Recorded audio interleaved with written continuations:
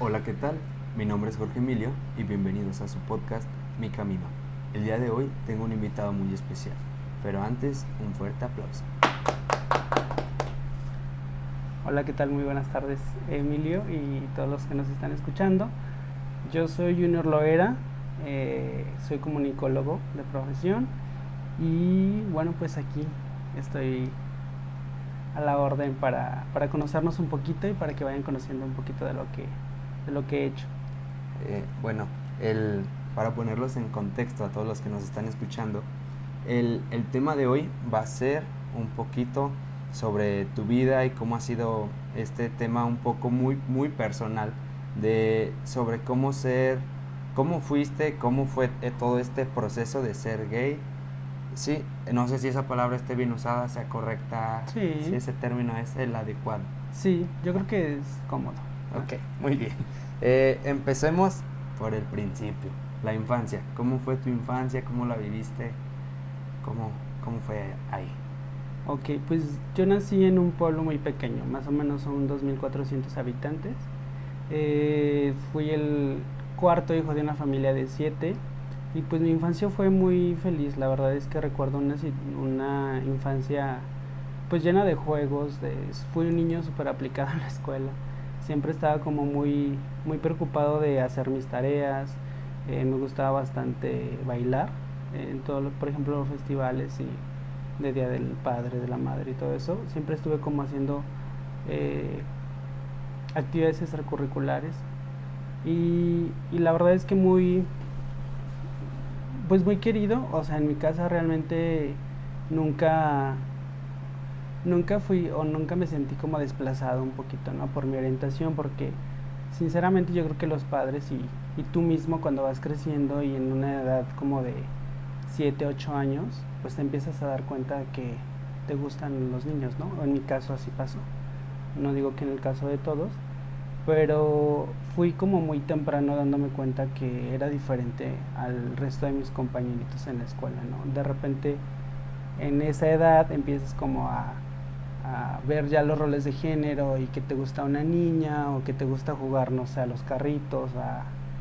Y yo no practicaba fútbol, por ejemplo, ¿no? Entonces, siempre de repente de niño es como muy el cliché y Ajá. hasta la fecha de que los deportes pues son más como para los niños y el voleibol o el básquetbol pues era como más de equipos femeniles, ¿no? Pero dentro de todo eso, pues obviamente ya cuando voy creciendo más, yo creo que influenciados un poquito por los adultos y también por los programas que de repente salen en la televisión, pues los compañeros empiezan a hacerte burlas, ¿no? De que si eres joto, de que si eres mariquita. Y pues ahí empieza a lo mejor un poquito ya esta parte en mí de decir, híjole, sí soy o sí me atraen los niños, pero no está bien, ¿no? O sea, no está bien que me gusten porque hay ese rechazo por parte de la sociedad, porque en mi familia pues realmente nunca lo sentí como un, quizás sí fue un tabú. Más adelante empezar a platicar de ello, pero hasta ese momento yo creo que era Muy muy normal.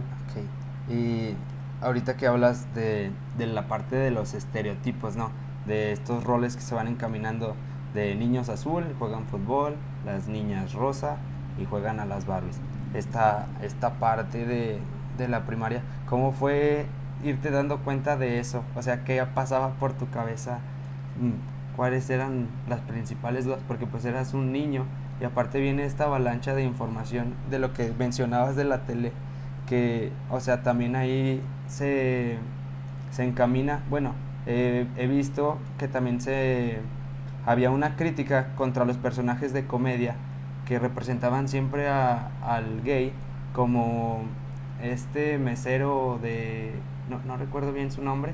Carmelo, ¿no? Ah, A la de hora Carmelo, pico. ajá. Que siempre así es como se representan a los personajes gay en la televisión, ¿no? Siempre como muy afeminados, muy exagerados, no sé. Sí, pues bueno, yo creo que lo del personaje pues ya era como un cliché para, obviamente pues por la mofa, pero también era como estereotipar a todos, ¿no? O sea, como que todos los gays caben en este arquetipo y pues realmente, digo, ahora en día pues vemos que no. y los gays que a lo mejor en ese momento eran más públicos, pues realmente quizá entraban en ese estereotipo, ¿no? Pero no, no todos. Y la parte por ejemplo, de los niños que juegan a los carritos, por ejemplo, yo jugaba a los carritos en el recreo con algunos amigos. Siempre fui más de amigas, niñas, que de amigos, ¿no?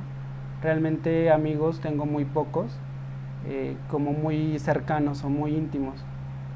Se dieron más como en la edad de adolescente, adulto, que de niño. Porque de niño tengo, o sea, de mis amigas de infancia son más niñas, porque siempre en el recreo de repente me iba más con ellas, justamente por esto, ¿no? Porque no era como de que me veían como el débil o como que pues sí de repente te apartaban porque pues no eras bueno para el fútbol o no eras bueno para las luchitas o para ese tipo de cosas que son como más físicas. Y pues creo que ahorita en la actualidad ya es más común ver roles diferentes en los niños. En ese momento yo, por mi cabeza que pasaba, pues la verdad fue un shock, o sea, era un shock que de niño pues no sabes cómo actuar, ¿no? Porque en la escuela yo me sentía así, pero también luego mi parte fuerte era como que era bueno en la clase, ¿no? Entonces se acercaban pues para pasarme la tarea, para trabajar conmigo en equipo, entonces como esa parte sopesaba un poquito la parte como del rechazo en el recreo, ¿no? Como con los amigos. Y aunque fue un shock, no siento que me haya afectado tanto, porque siempre digo, tuve como el soporte de las niñas y quizá ahí era como mi refugio un poquito y transcurría normal, ¿no? Ya al momento de estar como yo viviendo este proceso, porque obviamente hasta ese punto eres un proceso interno, sí de repente entran muchos miedos y muchas dudas de que en tu casa se den cuenta, y obviamente te encuentras a otros niños iguales y bueno, pues hay experiencias que te hacen como afianzar esta preferencia, ¿no? Que de repente ya te gusta un niño y a ese niño le gustas y hay encuentros y dices, bueno, pues como que sí me gusta, pero no está bien. No está bien porque mi mamá dice que no, porque en la iglesia dicen que no, porque aparte pues mi familia es católica, entonces todo eso pesaba, ¿no? Los tabús que tenemos y la sociedad que me imagino en una ciudad como Aguascalientes, para un niño es complicado, ahora para un niño de una comunidad muchísimo, muy pequeña, pues los valores están muchísimo más arraigados, ¿no? Y los tabús pues son más fuertes. Sí. Eh, ¿En qué momento o a qué edad es cuando dices, yo soy esta persona, yo decido ser y todo? Y me dejo ir. Ajá. Fue a mis 17, casi 18 años. Sí, fue un proceso muy complicado. O sea, en este periodo yo estaba en la secundaria y ahí fue más evidente, ¿no? Porque empiezas a cambiar, tu cuerpo empieza a cambiar y yo siempre fui como muy delgado y pues obviamente los niños que luego de repente empiezan a hacer ejercicio y a como marcarse y agarrar así como complexión más gruesa y pues yo no iba como por ese camino. Estaba en el grupo de danza, en el grupo de teatro, declamaba, entonces hacía como que todo lo que las niñas hacen bien y lo hacía, ¿no? Y fue muy duro, esa etapa fue dura en ese sentido, pero ya cuando entro a la prepa como que me empecé como pues agarrar valor, ¿no? O sea, me gustó un chavo, estábamos en un grupo de danza, él era de otra ciudad, no de mi pueblo, y fue como, pues como un anzuelo, digámoslo así, porque fue como darme cuenta que podía salir de ahí, ¿no? Y que había personas que empatizaban conmigo y dije, bueno, pues no me debo de quedar aquí. Y ahí fue cuando decidí, salgo de la preparatoria y tengo mi primer novio, a escondidas obviamente, porque pues no podía decirle a mis papás, ¿no? Yo me venía para Aguascalientes a estudiar y era como de me voy y con novio y toda esta parte, pues era como complicado para que lo asimilaran. Pero en ese momento yo ya había ido a terapia con una psicóloga en la prepa. Y empecé como una época de rebelde, de que me empezaba a alcoholizar, faltaba clase, perdí una beca que tenía en la prepa. Entonces, toda esa rebeldía pues fue a raíz de la no aceptación, ¿no? De no encontrarme, de no sentirme realmente pues querido por mí mismo, porque llega un punto en el que sí te conflictúa esta parte de que el peso de la sociedad y de los comentarios que puedan ser muy lascivos, pues te incomodan, ¿no? Y es que eres esto, pero no está bien que lo seas. Entonces ya con la ayuda de esta terapeuta, pues ya como que yo entendí que así era y que así había nacido, que no estaba enfermo, porque luego muchas veces con toda la información que se presentaba, ¿no? Hasta esos tiempos, pues muchos juicios sobre la homosexualidad, que igual ahorita en día lo hay, pero pues incluso creo que han sido más borrados. Y ya ahí llega una situación con mi novio que empezamos a discutir y mi mamá nos cacha por teléfono, o sea, mi mamá estaba escuchando por teléfono la discusión, y así como de escena de telenovela, o sea, yo peleando con él por teléfono y mi mamá escuchando al otro lado, y ya la veo y ella así como en mood, ¿no? O sea, no sabía qué decir. Y le digo, mamá, ¿qué estás haciendo? Cuelga el teléfono. Y ya mi novio dice, ¿qué pasó? Y ya le cuelgo y le digo, ahorita te platico. Y ya dice mi mamá, ¿por qué haces esto? Y le digo, ¿por qué hago qué? ¿Por qué tienes novio? O sea, ¿por qué tienes novio y no lo presentaste como tu amigo? ¿Y por qué? O sea, ¿qué hice mal? Y le digo, es que no hiciste nada mal, así soy, o sea, ¿cuál es el problema? Pues es que eso, o sea, que es tu novio. Y le digo, sí, es mi novio. ¿Eso quería saber? Es mi novio. Pero fue como, o sea, mi salida del closet, yo creo que mi mamá desde niño obviamente se da cuenta, pero mi salida así formal del closet fue así. Y la platico y luego les hace comedia a mis amigos porque dicen, ¿es en serio? Le digo, yo creo que fue en el momento y la espontaneidad con la que me salió por cómo mi mamá nos escuchó, ¿no? Seguramente me hubiera costado mucho más sentarla y hablarle de frente y decirle, no, que yo creo que no es necesario, porque muchas ocasiones a veces es como esta parte de querer sacar del closet a todo el mundo, y yo creo que cada quien tiene su proceso y su momento, y eso es súper respetable.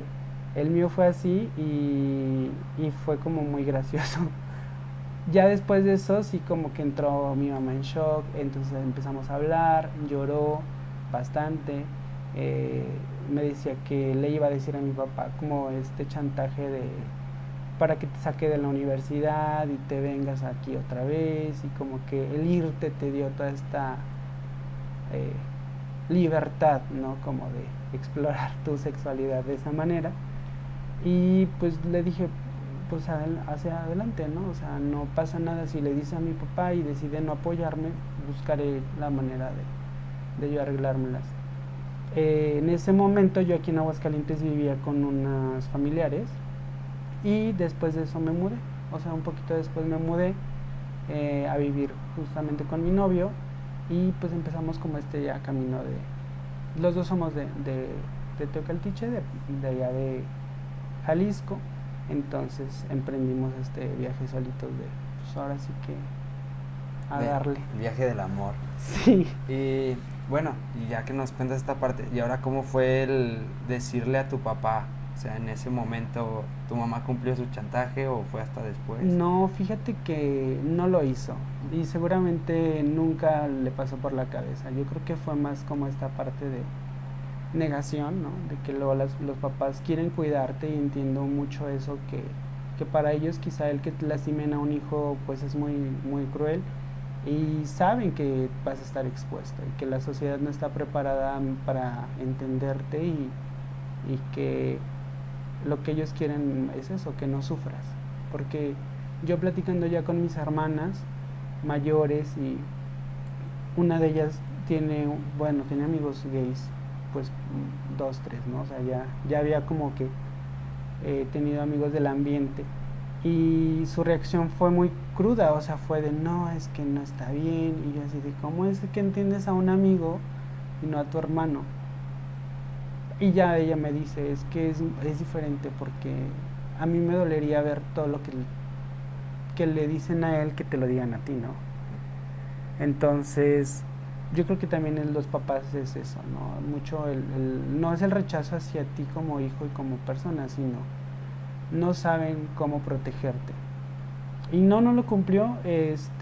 Con mi papá, bueno, ese fin de semana yo me regreso a Aguascalientes y a los 8 días que vuelvo para allá, para mi pueblito, eh, pues él platica conmigo.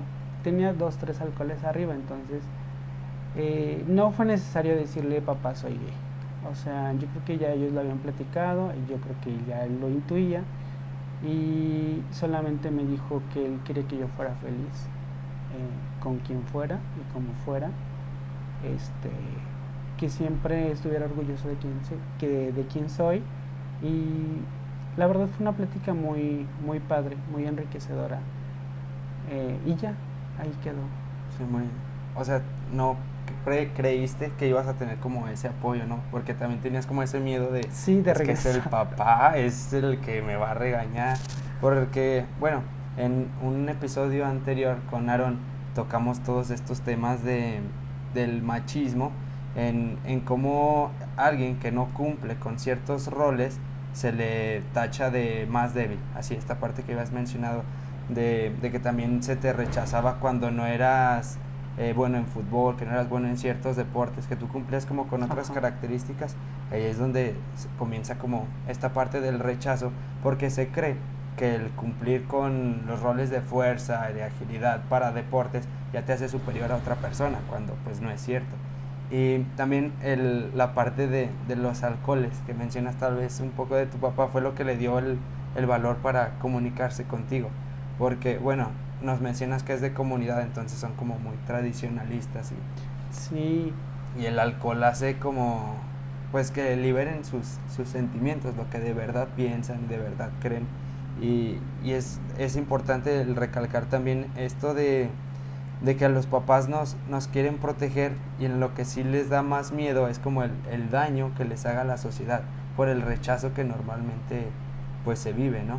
O incluso aún en estos tiempos se ven 2 asesinatos o un asesinato cada 2 días de personas gays, o sea, es todavía mucho el odio que se vive, y no sé cómo lleves tú la parte de toda esta marcha, todas estas situaciones que hacen toda la comunidad LGBT más, para intentar pues ya no ser odiados, o sea, ser tratados como tienen que ser.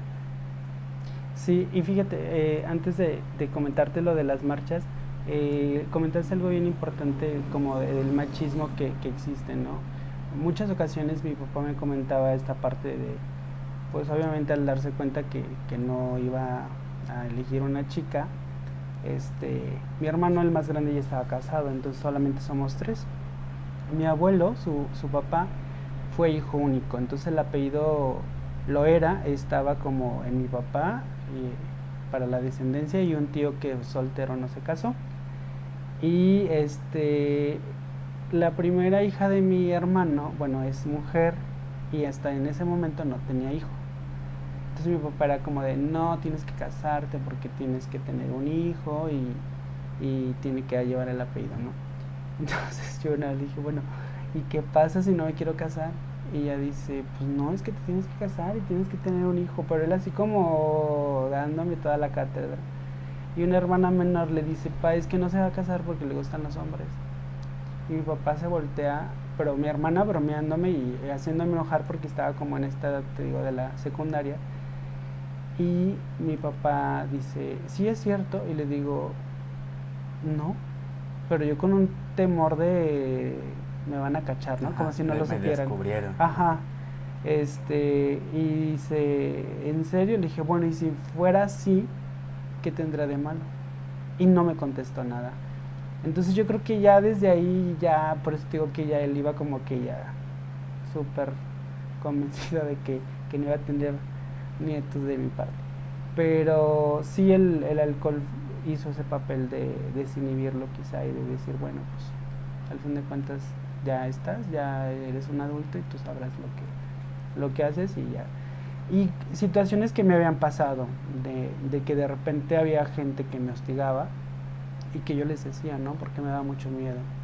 Sí pasé esta parte de niño de ser hostigado, violentado sexualmente en el sentido de, pues que te acosan, o sea, o te toca. Hay gente que te toca, ¿no? Que te toca y que tú no sabes cómo reaccionar. Porque sienten ese derecho, porque tú ante la sociedad no lo tienes y tú eres el pervertido, tú eres la persona no convencional, entonces el que estuviera haciendo un delito tú lo propiciaste. Entonces, luego de repente tengo amigos que dicen, es que es necesario, yo creo que sí, muy, muy necesario que sigan existiendo las marchas, porque es como el reivindicar a que eres una persona con todos los derechos al igual que una persona heterosexual, ¿no? O sea, como mexicano, como ser humano, tus derechos no se delimitan por tu orientación sexual. Entonces, a pesar de los grandes avances que hemos tenido la comunidad, pues es súper importante que cada cosa que se hace, vía el podcast, por ejemplo, de Salma, ¿no? Es importante celebrarlo porque es un derecho que tienes por ser mexicano y que te lo delimitan por tu orientación sexual. Como si eso prevaleciera y como si eso fuera lo más importante de tu persona, ¿no? Con quién te gustaría follar o con quién no. O sea, realmente a veces te pones a pensar y dices, así de ridículo suena, pues sí, así de ridículo. Y, y la violencia pues existe, y existe en los comentarios, existe en los camiones, o sea, así como las mujeres son violentadas, también la comunidad LGBTQI+, pues es violentada, ¿no? Pasa un transexual y todo el mundo lo ve. Pasa un gay y todo el mundo lo ve, o una lesbiana y lo juzgamos y te sientes con el derecho de faltarle respeto, ¿no? Porque es diferente a ti o porque no concuerda con lo que a ti te enseñaron en tu casa. Y qué triste que siga pasando en los espacios públicos. Y cuando estás en esta etapa de aceptarte, es muchísimo más doloroso porque incluso te sientes la culpa de haberlo provocado, ¿no? Si soy así, pues provocó esto, entonces no estoy bien. Y por eso de repente existen tantas víctimas. Que hay gente que se queda ahí. O sea, hay gente que no tiene los recursos o la oportunidad quizá de hablarlo en terapia o de hablarlo con alguien de confianza sin tantos prejuicios y que le digan, oye, pues no, es que tú no estás mal, ¿no? Los que están mal son los de acá y ahí hasta ahorita incluso pues el machismo existe dentro de la misma comunidad, ¿no?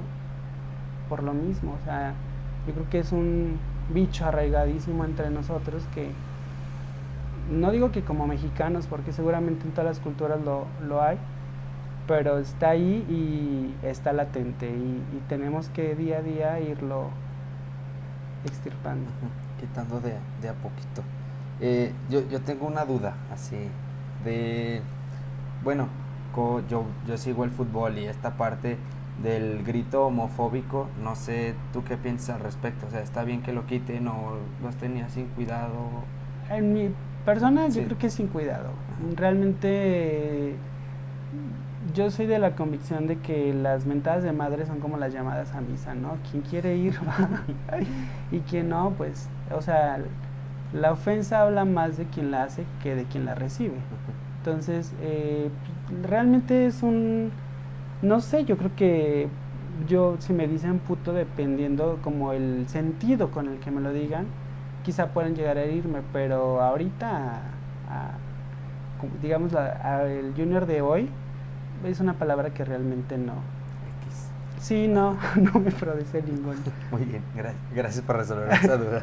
Y bueno, ¿cómo te sentiste al expresar lo que eras? O sea, ¿qué fue el sentimiento que provocó en ti cuando ya supo tu papá, supo tu mamá?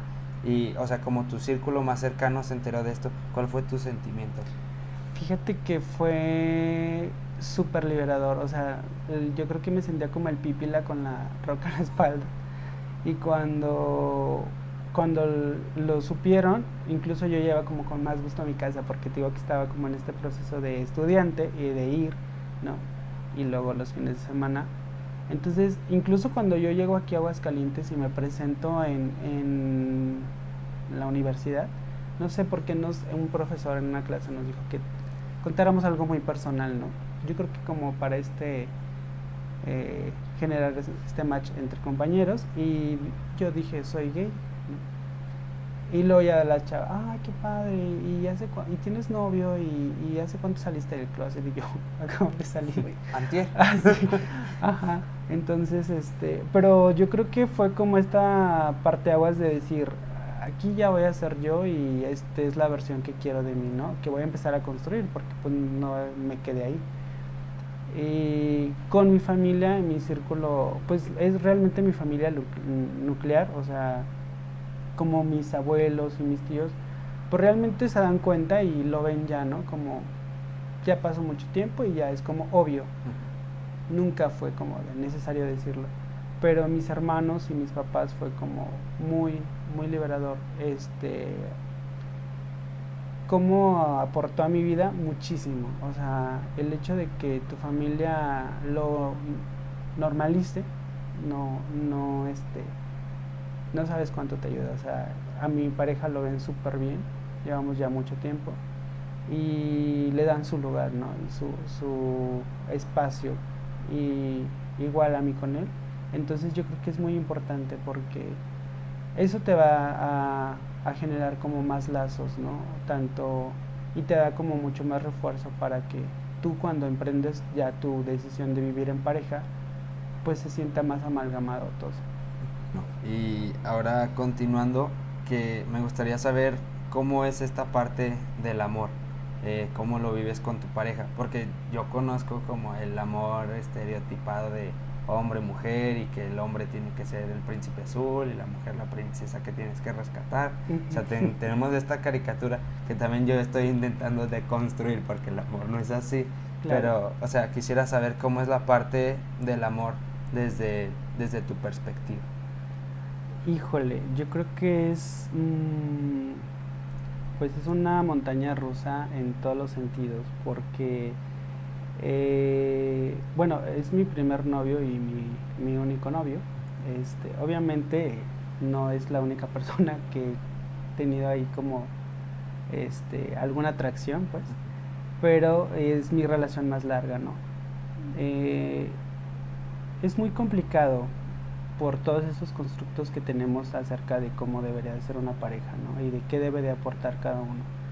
Y pues en dos hombres, el choque cultural, aunque vengamos quizá del mismo pueblo, de la misma región, pues en un inicio fue muy difícil, ¿no? Solos llevamos viviendo 7 años aproximadamente, porque luego vivimos en una casa de estudiantes y pues ahí entran como muchas variantes.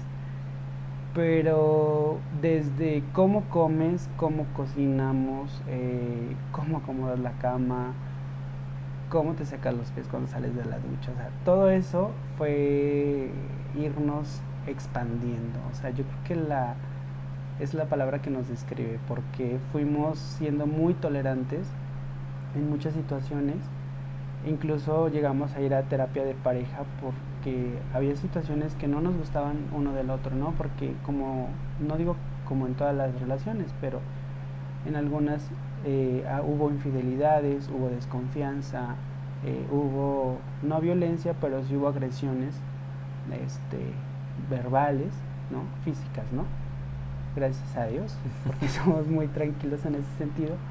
Pero hay gente que lo tiene y fuimos haciendo acuerdos. Eso es para mí el amor, ir haciendo acuerdos y tener la voluntad de expandirte y de entender a la otra persona, de ser muy flexible en ese sentido, porque es anteponer la voluntad del otro a lo que tú quieres, y mucha gente no está dispuesta a hacerlo.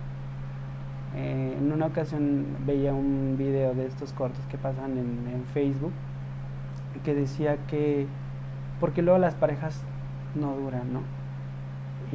O porque cuando cómo escoger uno la pareja perfecta. Entonces yo creo que ahí coincido con ese video que es de esta niña Aislinn Derbez, que dice que se van construyendo, ¿no? Día a día. Y sí, o sea, todas las relaciones son súper diferentes, y lo más importante es eso, que tú realmente tengas la voluntad de hacer que las cosas funcionen, porque es deshacerte del ego. O sea, el hecho de que tú quieras levantarte a hacer el desayuno para alguien, si a veces te cuesta para hacértelo a ti mismo, ¿no? Entonces esa parte yo creo que es como muy importante, y es ahí donde yo le doy peso al amor. El hecho de que tu familia te ame, pues es sangre de tu sangre, ¿no? Y cuando tú te entregas a otra persona y tienes esa voluntad, yo creo que te das cuenta, y es cuando dices, es aquí porque tiene esa voluntad de ceder ante sus caprichos, su egoísmo y toda esa parte, para que las cosas funcionen. Sí, esta parte de que pues es de dos y cada quien tiene el pensamiento pues distinto, aunque como dices, somos de la misma zona geográfica, coincidimos como en ciertos gustos, todo esto, pero siempre somos totalmente diferentes una persona de la otra, y es estar siempre como en negociaciones, ¿no? O sea, esto se hace de esta manera y tú es como, bueno, pero esto se tiene que hacer así. Sí. O sea, siempre es como el tira y afloja, ¿no? En una relación. Y el ser flexibles, tolerantes y respetuosos es como lo que hace que se mantenga esta parte del amor. Y ahora, volviendo un poquito al tema, ¿cómo viven la parte de la discriminación hacia ustedes como una pareja gay? Fíjate que sí lo hemos vivido, como turistas, o incluso aquí. No, bueno, mi pareja y yo no somos de las parejas que siempre están como acariciándose en público y tomándose de la mano en público.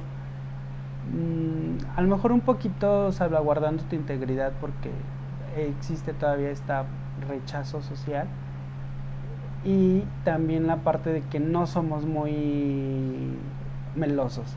O sea, como que sabemos que esos momentos son como para nosotros, ¿no? A lo mejor si estamos en una reunión con amigos, pues igual estamos platicando, pero no estamos como siempre estarnos tocando uno al otro. O sea, sí, a lo mejor la mano, la rodilla, pero no es como que el mood con el que vivimos eso. Pero sí nos ha tocado, y pues te quedas en seco. O sea, el hecho de que le agarres la mano y te griten par de jotas o puñalones o X o Y, híjole, pues no sabes cómo reaccionar, ¿no? Porque yo, por ejemplo, son cosas que, te digo, por lo que viví, de repente pues te paralizan, y no sabes, ¿no? Aunque puedes llegar a confrontar a alguien y no sabes con qué te vas a topar. Entonces sí es como pues ahí dejarlo y hacer como un poquito caso omiso, o en ese momento ignorar, para que no te quedes como enganchado con el insulto. En la parte, por ejemplo, de mi día a día, pocos hechos he tenido a lo mejor, o sentido que he sido discriminado por mi orientación sexual, ¿no? Incluso en lo laboral nunca lo he sentido, ni que me hayan quitado un trabajo o no me hayan dado un trabajo por mi preferencia sexual.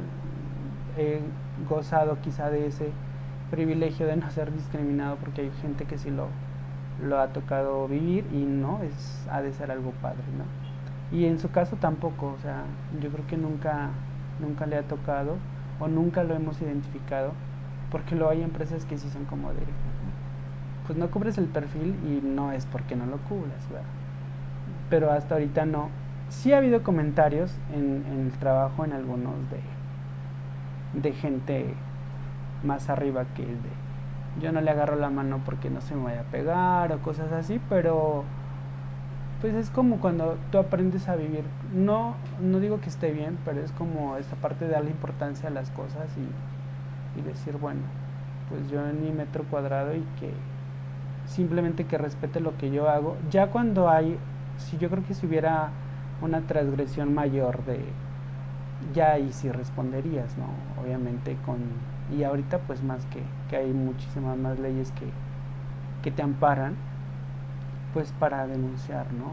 En la empresa en la que estoy, obviamente contamos con medios de denuncia, justamente para ese tipo de cosas, ¿no? Y la verdad es que es de celebrar que muchas empresas lo tengan ya, que exista esta plataforma en la que te sientas respaldado como colaborador, como persona, ¿no? Que no tendría por qué existir, pero bueno.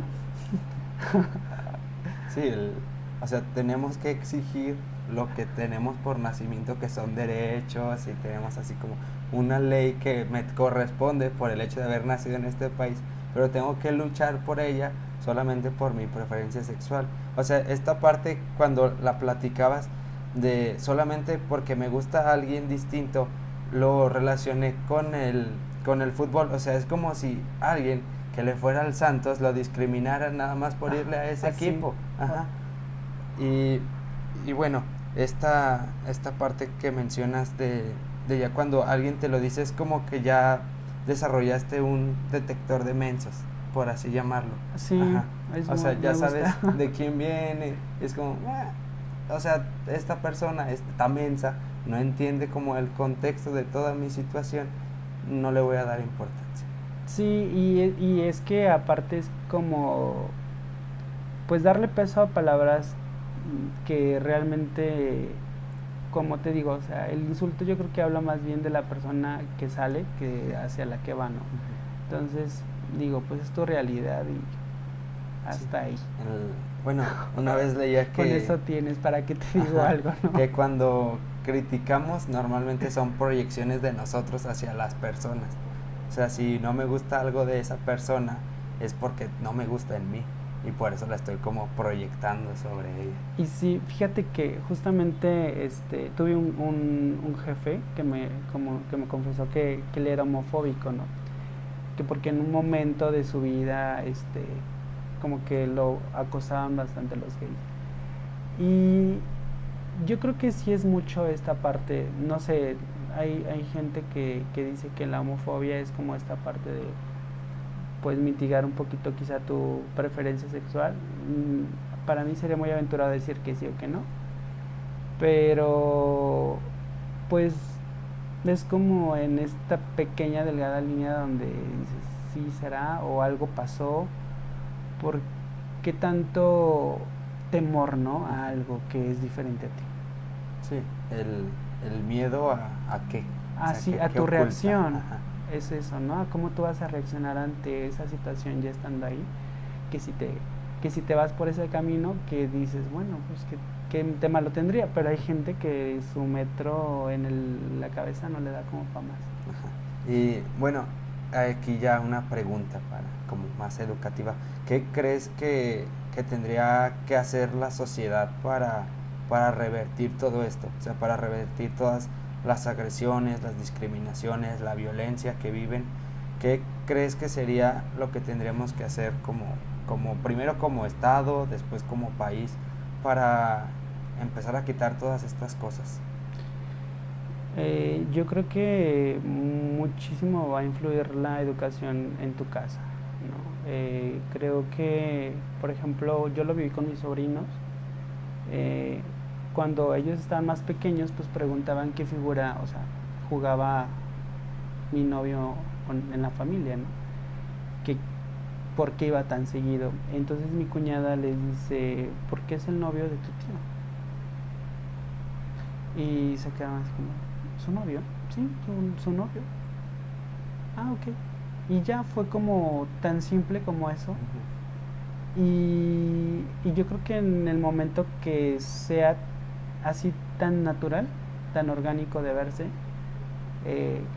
como sociedad empezaremos a cambiar porque pues creo que juega un papel importante en la educación en la escuela, eso sí es importante, pero los valores y todos los arquetipos que tenemos los llevamos a la escuela, o sea, van desde casa, ¿no? Ya en la escuela aprendes a dividir fracciones y a leer, pero como ¿cómo ves tú la vida o la sociedad o las relaciones interpersonales? Pues eso se aprende en casa.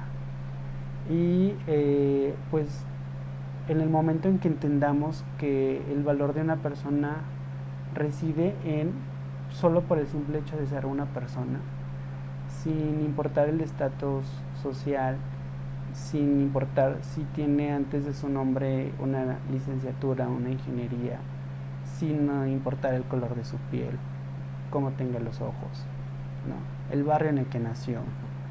Ahí es como cuando ya, quizá, es muy utópico, pero empezaríamos a, como sociedad, expandirnos, porque pues todo esto lo consumimos, o sea, incluso sigue existiendo en las series y esto clasismo de que los morenitos somos así, de que los ojo verdes son así, ¿no? De que los ricos piensan así. Entonces existe de allá para acá y de aquí para allá y en todos los sentidos. Entonces, si eso es con el dinero y con el estatus social, ya ahora de meterte ya en temas de sexualidad, pues es muchísimo más, ¿no?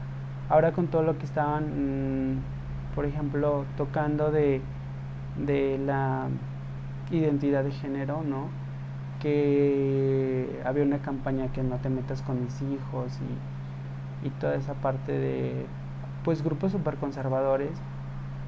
O sea, entiendo esa situación como si estuviéramos reclutando o estuvieran reclutando niños como para cambiarles de sexo, ¿no? O sea, no sé. Sí, pues la polarización, ¿no? O sea, o es blanco o es negro. ¿Con quién estás? Entonces, cuando la educación sexual no es cambiar tu identidad de género, o sea, no es como te sientas identificado, sino es súper amplio, ¿no? Sí, o sea, es como más darte herramientas para que enfrentes el mundo. No es como que estés diciendo, no, tú vas a ser gay y todo esto. O sea, es darte las herramientas. ¿Qué pasa si a ti te gusta tal persona?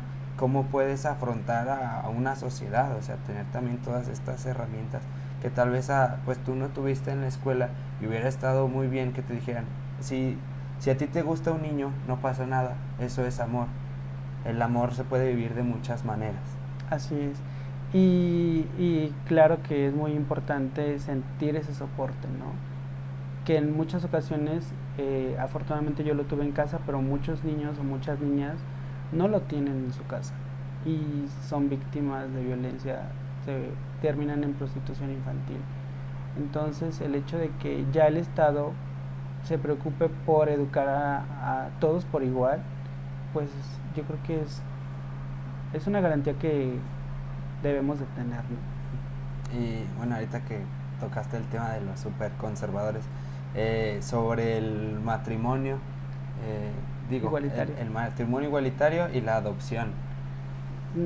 Bueno, sobre el matrimonio es súper importante y qué bueno, celebro bastante que ya en Aguascalientes podamos tener acceso, que anteriormente se tenía que meter un amparo porque ya era un derecho constitucional y era de los pocos estados donde no era válido, ¿no?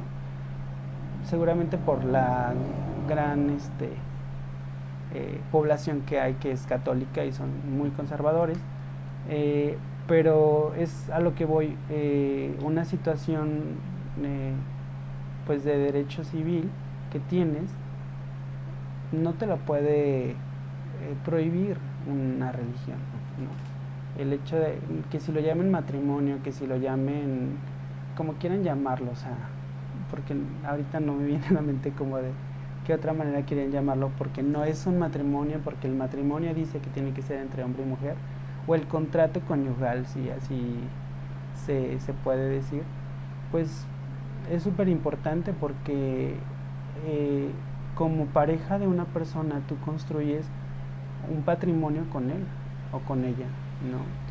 Y pensando en ese sentido, pues imagínate, o sea, solamente te tienes tú y tu pareja, ¿no? En caso de que no tengan hijos.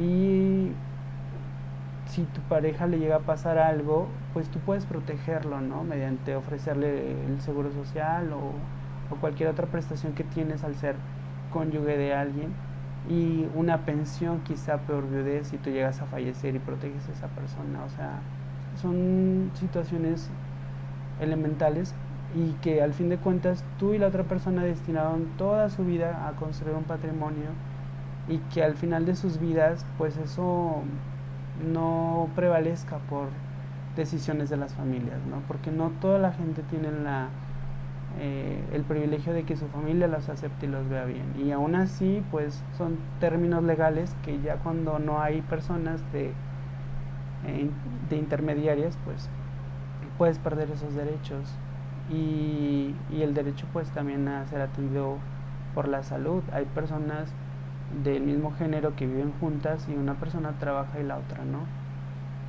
y si no están casados pues no puedes asegurar a tu pareja, ¿no? Entonces es súper importante y son cuestiones o sea, súper necesarias. Creo que no es como que porque son del mismo sexo no tienen derecho a construir un patrimonio, a tener salud pública, y que el Estado te lo propicie y que tú tengas ese derecho a recibirlo. Sobre la adopción, en lo particular, no es como una alternativa que yo tuviera, ¿no? No sé si estaré dispuesto a que mi vida girara en torno a otra persona que no fuera yo y mi pareja. Pero es válido, porque al fin de cuentas, si tú te sientes responsable y te sientes preparado mentalmente y económicamente, porque eso es súper importante para mí, creo que yo al momento de adoptar tendré que tener esa estabilidad mental y económica para adquirir la responsabilidad de crear un hijo, y quien lo decida así, pues está bien, que tenga el derecho y que sea un derecho que elijas, ¿no? Es tenerlo o no ejercerlo. Pero ya entran como muchos tabús de que si va a crecer y el niño va a ser gay. No es que uno vaya creciendo y uno vaya eligiendo esto. La preferencia sexual naces con los ojos verdes y con el cabello lacio y con la piel morena, ¿no? No vas por la vida cambiándote. O sea, sí te puedes teñir el cabello, pues, pero no lo puedes cambiar. Es que un día me gustan las niñas y otro día no me gustan las niñas. Y que si existe la bisexualidad, pues que lo existe, pero no es que vayas eligiendo, o sea, ya naces con ello. No te das cuenta de un día para otro.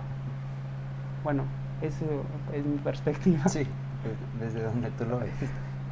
Y pues bueno, esta parte, mencionaste algo muy importante de lo del matrimonio, que es, de la adopción, que es que tú no piensas en adoptar a un niño, o sea, no es como tu objetivo, sino que es tener el derecho ahí por si algún día yo llego a tener todas estas posibilidades para tener un hijo, porque un hijo cuesta y tengo que educarlo de buena manera. O sea, si yo estoy mal, pues voy a educar a mi hijo mal, ¿no? Mentalmente hablando. Y, o sea, el hecho de tener ahí el derecho de poder adoptarlo ya es como, pues, o sea, soy un humano. Si cualquier matrimonio heterosexual puede adoptar, porque nosotros no podríamos, ¿no? Y esta otra parte, bueno, conocía un dato de que en Ciudad de México, me parece que en el 2018, 2019, solamente adoptaron un niño, una pareja heterosexual, o sea, cuando era nada más entre heterosexuales, solamente un niño en todo un año. Y sabemos que los orfanatos están llenos de niños y no les dan la oportunidad a las personas que sí quieren adoptarlos, que quieren educarlos, que quieren darle amor, quieren brindarle todas estas cosas, que tienen la posibilidad de hacerlo, y simplemente es como, no, es que le gustan los niños, ¿cómo vamos a dejar que cuide a un niño? Exacto. Ajá. Y esas patologías, bueno, de la pederastía y o sea, esas filias, pues no solamente existen las personas homosexuales o bisexuales, ¿no?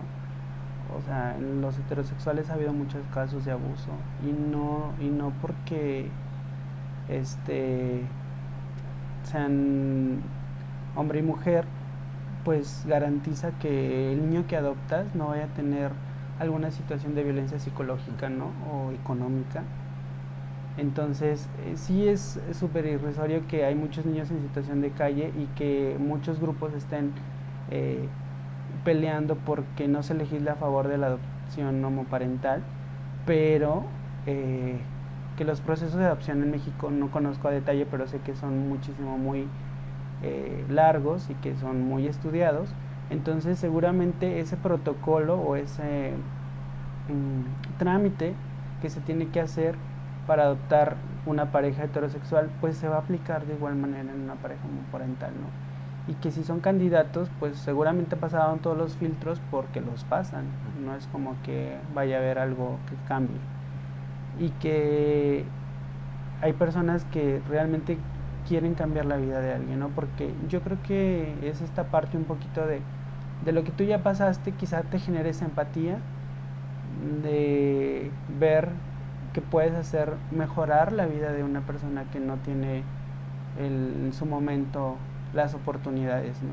Que son los niños que están en los orfanatos o incluso pues hay niños, a una ocasión me tocó aquí en el DIF estatal, ¿no? Hacer una visita y pues te encuentras con cada situación de niños cómo llegan y es increíble, ¿no? O sea, conocer las historias.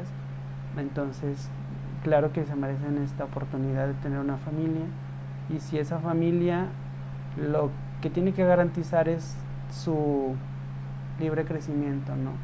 Su felicidad, su educación, su salud. Eso no va a definir tu sexualidad a futuro. Y el que tú veas a dos hombres besándose, ¿cuántas personas a lo largo de la historia han visto a dos hombres besándose y no es como que cambies a raíz de eso? O a dos mujeres besándose. Porque pues la homosexualidad existe desde que existe la humanidad, ¿no? Sí. Y bueno, ya para despedir, no sé si quieras compartirnos algún consejo, algo que quieras que la audiencia conozca, que viva con ello, que le ayude. Sí, híjole, yo creo que el mayor consejo que puedo darles es que exploren muy dentro de ellos, ¿no? El autoconocimiento y que te prepares, que tengas herramientas, o sea, recursos pues para afrontar la vida. Eso es muy importante.